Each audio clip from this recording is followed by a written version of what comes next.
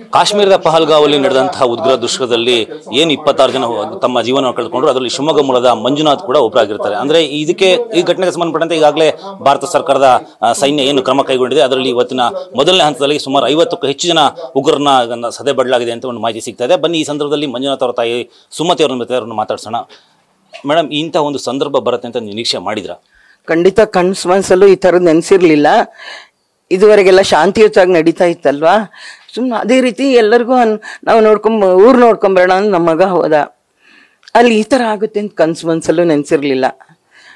ಆದ್ರೆ ನಾವು ಪ್ರತೀಕಾರದ ಮನೋಭಾವನೆಯವರಲ್ಲ. ಆದರೂ ನಾವು ಪುಂಡಾಟಿಕೆ ಮಾಡೋರನ್ನ ದಬ್ಬಾಳಿಕೆ ಮಾಡೋರನ್ನ ಏನಾದರೂ ಅವ್ರಿಗೆ ತೀರ್ಮಾನ ತಗೋಬೇಕು ಅಂತ ನಮಗೂ ಮನಸ್ಸಿನಲ್ಲಿ ಅನಿಸ್ತಿತ್ತು. ಸುಮ್ಮನೆ ಅನಾಯಾಸವಾಗಿ ಸುಮ್ಮನೆ ಜೀವ ತೆತ್ಕೊಂಡ್ಬಂದಲ್ವಾ ಅಂತ ಬೇಜಾರಾಗ್ತಿತ್ತು ಮನಸ್ಸಿನಲ್ಲಿ. ಸುಮ್ಮನೆ ಆರಾಮಾಗಿರ್ಬೋದಿತ್ತು ಮನೆಯಲ್ಲೇ ಅಂತ.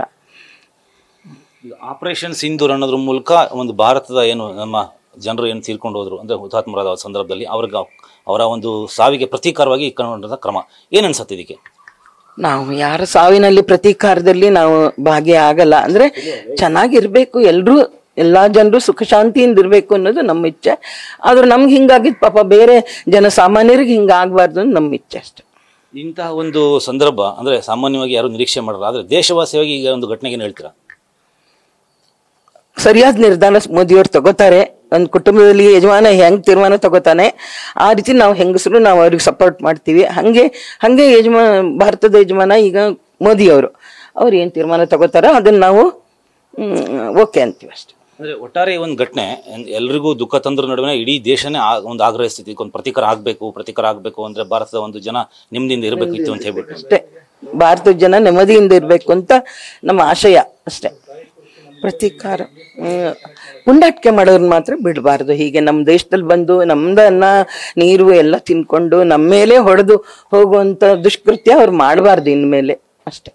ಒಂದು ಘಟನೆ ಮುಂದಿನ ದಿನಗಳಲ್ಲಿ ದೇಶದ ಜನಕ್ಕೆ ಒಂದು ಸುರಕ್ಷತೆ ಕೊಡೋ ನಿಟ್ಟಿನಲ್ಲಿ ಸರಿಯಾದ ಕ್ರಮ ಅಂತ ಅನ್ಸತ್ತಾ? ನೋಡ್ಬೇಕು, ಮುಂದಿಂದು ನಾವು ಈಗಲೇ ಹೇಳಕ್ಕಾಗಲ್ಲ. ನೋಡ್ಬೇಕು, ನಾವು ಇಷ್ಟರವರೆಗೆ ಹಂಗೆ ಶಾಂತಿಯಿಂದ ಇದ್ವಲ್ಲ ಹಾಗೆ ಇರಬೇಕು ಅಂತ ನನಗನ್ಸುತ್ತೆ.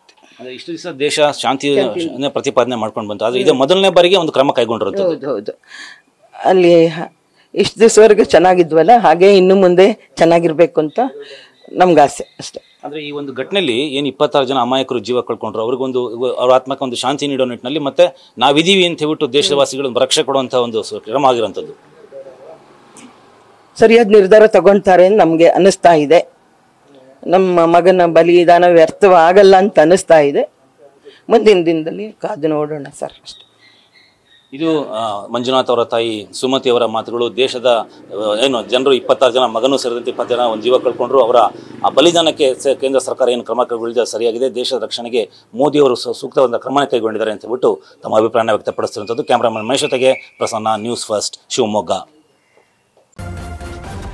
ನ್ಯೂಸ್ ಫಸ್ಟ್ ನಿರ್ಭೀತಿಯಿಂದ ನಿಮ್ಮ ಪರವಾಗಿ.